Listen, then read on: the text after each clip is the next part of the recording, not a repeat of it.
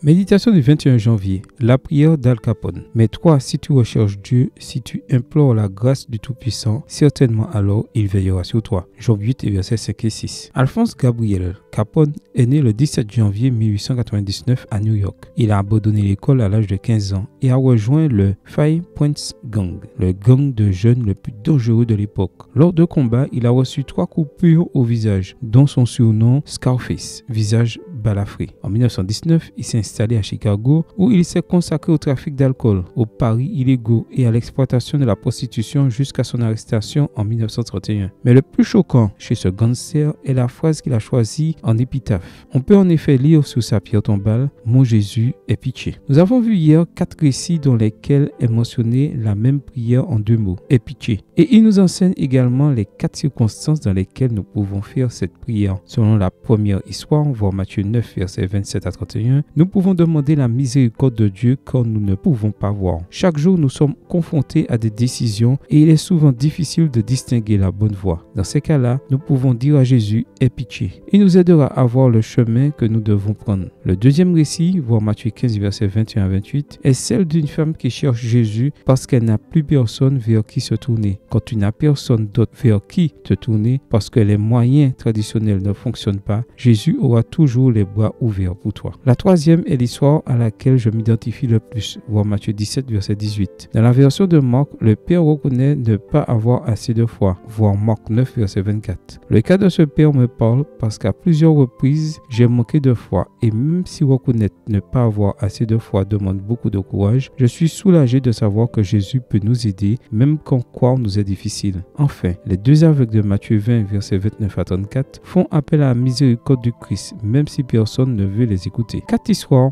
2 mots, une prière et pitié. Si cette phrase a été assez bonne pour Al Capone, le criminel le plus recherché, si elle a été assez bonne pour ceux qui ne pouvaient pas voir, pour ceux qui n'avaient nulle part où aller, pour ceux qui ne pouvaient pas croire et pour ceux qui n'avaient personne pour les écouter, alors cette phrase est assez bonne pour toi et moi. Amen. Bonne journée à toi et que le Seigneur te bénisse.